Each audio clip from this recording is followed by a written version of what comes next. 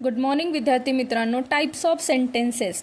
First type आपण शिकणार आहोत असरेटिव्ह सेंटेन्सेस. असरेटिव्ह सेंटेन्सेस किंवा त्याला डिक्लेरेटिव्ह सेंटेन्स असं म्हणतो किंवा त्याला आपण स्टेटमेंटही म्हणतो. तर एकाच सेंटेन्सचे 3 नावं आहेत. तीनही जर कधी पण कुठे असरेटिव्ह शिकवलं जातं, कुठे डिक्लेरेटिव्ह शिकवलं जातं, कुठे स्टेटमेंट शिकवलं जातं, पण तिन्हीचा अर्थ काय आहे? सारखंच आहे.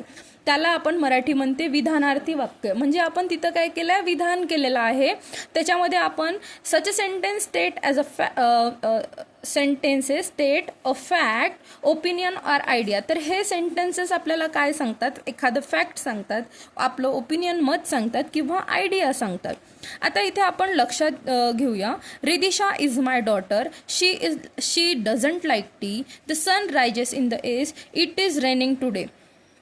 हे सेंटेन्स वाचल्यावर आपल्याला लक्षात आलं की ही असरेटिव्ह सेंटेन्सेस जे आहेत ते स्टार्ट होतात नाऊन किंवा प्रोनाऊनपासून. कशाने सुरू होतात? नाऊन किंवा प्रोनाऊनपासून. आणि त्यांचा जो एंड आहे तो कशाने होतो? तो होतो फुल स्टॉपने. तर जर आपल्याला आयडेंटिफाय करायचं असलं तर सेंटेन्स नाऊन किंवा प्रोनाऊनने सुरू झालेला आहे आणि एंड कशाने झालेला आहे? फुल स्टॉपने झालेला आहे. तो सेंटेन्स काय असणार आहे? असरेटिव्ह सेंटेन्स असणार आहे. त्याच्यानंतर इंटरोगेटिव्ह सेंटेन्स. इंटरोगेटिव्ह सेंटेन्स म्हणजेच काय? क्वेश्चन किंवा त्याला मराठीमध्ये आपण म्हणतो प्रश्नार्थी वाक्य. Sentences where questions is asked. तर असे सेंटेन्स ज्याच्यामध्ये क्वेश्चन विचारले असतात. आता क्वेश्चन विचारले असतात तर इंटरोगेटिव्ह लक्षात कसं ठेवायचं? इंटरव्ह्यूमध्ये आपण काय करतो? क्वेश्चन आन्सर्स विचारतो. तर इंटरोगेटिव्ह सेंटेन्सच्या जे शेवटी आहे ते नेहमी काय असतं? क्वेश्चन मार्क असतं. काय असतं? क्वेश्चन मार्क असतं. आणि स्टार्टिंग कशाने झालेली असते? तर WH वर्डनी झाली असते. What, where, how, when, where. ठीक आहे. अशासारखे जे शब्द असतात WH वर्डनी त्यांची काय झालेली असते? सुरुवात झालेली असते. किंवा हेल्पिंग वर्बनी त्यांची सुरुवात झालेली असते. आर, हॅव, हॅज, हॅड असे जे हेल्पिंग व्हर्ब आहेत त्याच्याने सुरुवात झालेली असते. तर आता आपण 1-2 उदाहरणं इथं बघूयात. What is your name? Are you okay? Do you know him?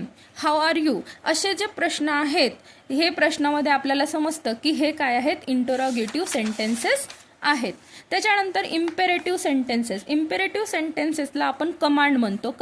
Imperative sentences म्हणजेच मराठीमध्ये काय? आज्ञार्थी वाक्य.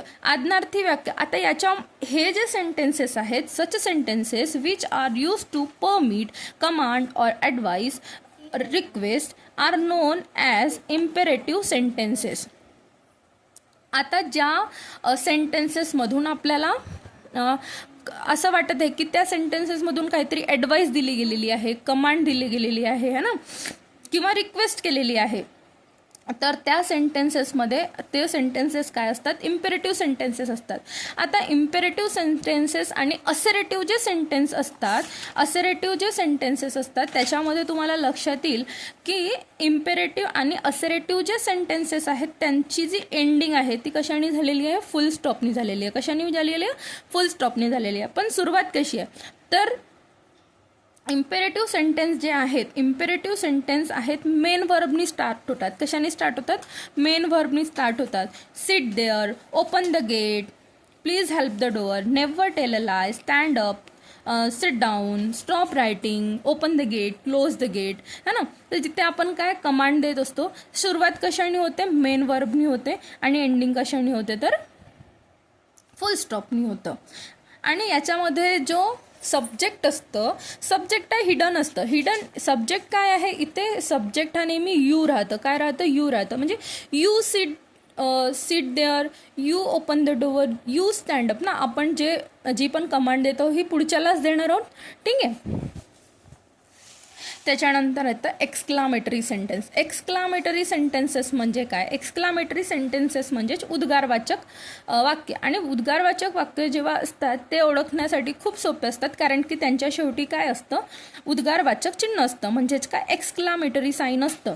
Sentence which are use to express sudden emotion such as joy, आनंद, ग्रीफ म्हणजे दुःख, शॉक, सरप्राईज, फिअर अशा ज्या आपण सडन फिलिंग ज्याच्या एक्सप्रेस करतो त्याला आपण काय म्हणतो, एक्सक्लामेटरी सेंटेन्सेस म्हणतो.